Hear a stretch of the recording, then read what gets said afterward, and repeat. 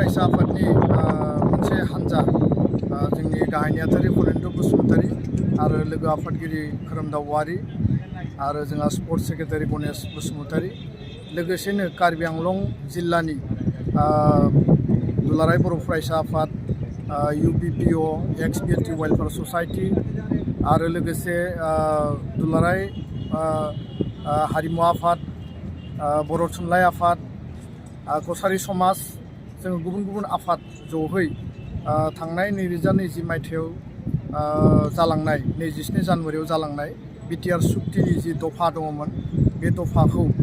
मावफुंनायनि सायाव मोनसे review discussion दिनै खालामनाय जायो होम मिनिस्ट्रि डिपार्टमेन्टनि additional secretary north east Piyush Goyal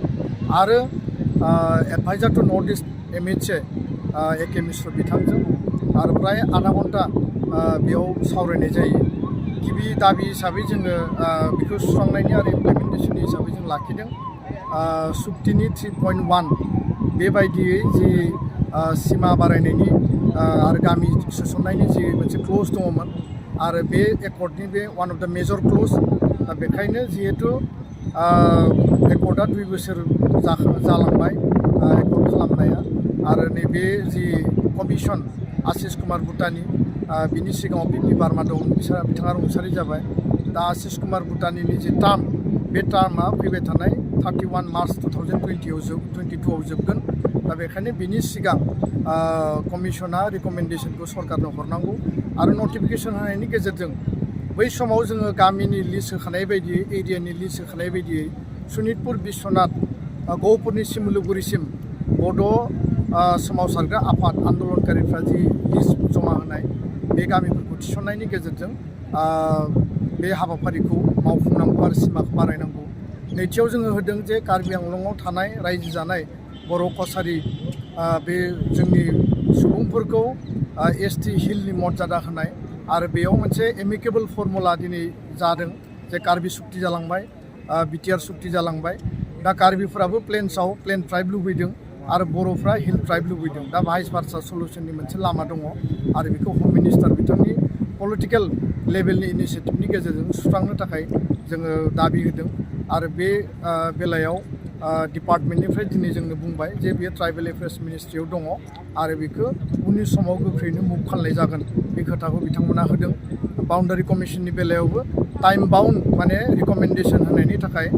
government of India government of आसामजों सावरायगोन आरो कमिसनजों सावरायगोन बिनि अनगायैबो जोङो माखासे दिनै जों मेजर दाबि लाबोदों बेफोर जाबाय जे NDPनि बारग' जोंनि आफादगिरि रन्जन दैमारि बिथांखौ सेन्ट्रेल जेलनिफ्राय हगारनांगौ NDPनि जेसेबां दैदेनगिरि आरो केडारफोर दङ बिथांमोनखौबो सेन्ट्रेल जेलनिफ्राय दिहुननांगौ आरो गुबुन गुबुन जेलाव थानाय भुटानाव थानाय अरुणाचलाव थानाय गासैखौबो रिलिज होनांगौ केस बाय केस लासैनो केसफोरा जोबलांगोन खिन्थु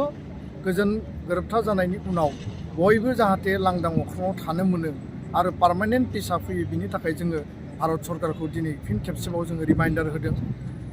बर' इयुथफोरनि थाखाय स्पेसियेल रिक्रुटमेन्ट ड्राइभ बे ड्राइभनि जि हाबाफारि मावनांगौमोन बेयो दासिमबो मावजायाखै आरो बेखायनो दिनै जोङो बेखौ सरकारखौ बुंदों जे प्रि रिक्रुटमेन्ट ट्रेनिङा बिटिआरनि 9 जिल्लायाव जालांबाय आसामनि गुबुन गुबुन जिल्लायावबो जागोन दा गोख्रैनो बे रिक्रुटमेन्ट ट्रेनिङा जिहेतु जालांबाय भारत सरकारनि पारामिलिटारि फर्सेस आरो डिफेन्सनि जि डिपार्टमेन्ट दङ बिथांमोना जोंनि ओनसोलाव रिक्रुटमेन्ट रेलि खालामनांगौ आरो बेखौ बिथांमोना स्पेसियेल इनिसियेटिभ हिसाबै दिनै नट खालामबाय आरो बे हाबाफारिया जागोन दा केस उइथड्र खालामनाय आरो जोंनि रिहेबिलिटेसन थालांनाय बिथांमोननो होनांगौ बे गासैबो हाबाफारिखौ लानानै जोङो दिनै बेयाव होदों फरेस्ट राइट एक्ट बायदियै सनितपुर बिश्वनाथ हजाइ डिस्ट्रिक्ट गलाघाट डिस्ट्रिक्टआव हानि पट्टा मोननांगौ हा अधिकार मोननांगौ बेखौबो जोङो बेयाव दफा हिसाबै लाबोदों डाइरेक्ट फाइनेन्सनि जि बाथ्रा दङमोन आर्टिकेल 280खौ एमेन्डमेन्ट खालामनानै 125 एमेन्डमेन्ट 2019आव जि बिल लाबोदोंमोन बेखौ पास खालामनांगौ बिनि अनगायैबो सेन्ट्रेलि फान्डेड जिखिनि इन्स्टिटिउसन गायसननो गोनां दङ 1500 कोटी थाखाजों बे जिखिनि प्रप'जेल बिटिआर सरकारा आसाम सरकारनि गेजेरजों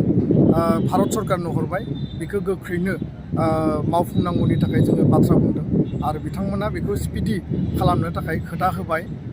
एडिशनेल माखासे जों डिमान्ड लाबोदों जे क'क्राझार रेडिअ' सेन्टारखौ आपग्रेड खालामनांगौ आरो 2022नि 31 मार्चआव बियो बन्द जागोन होननानै मोनसे नटिस सहैदोंमोन बेखौ बन्द खालामनाय आरो बेखौ स्ट्रिक्ट बिथांमोना बेबस्था लागोन होननानै बुंबाय NTPC बङाइगाव जे रिफाइनारि दङ बेयाव ग्रुप C आरो D थार्ड आरो फोर्थ ग्रेडनि रिक्रुइटमेन्ट जानांगौ बिनि बेलायावबो जोङो दाबि लाखिदों ग्रुप C एयारपर्टआव नाइट लेन्डिंनि फेसिलिटि गैया जायनि थाखाय गुवाहाटीयाव पेसेन्जारखौ गारनानै फैयो बे बाथ्राखौबो जों नटिसाव लाबोदों आरो गासै रायलायनाया खोब पजिटिभ जादों कार्बि आंलंनि इस्युखौ लानानै जिखिनि रायलायनाय दंमोन बेबो भेरि माच पजिटिभ जादों जों बुंदों जे नैबे बाजेट सेसन नङाबा मनसुन सेसन जाहाथे आरो बे 6 मासनि बारा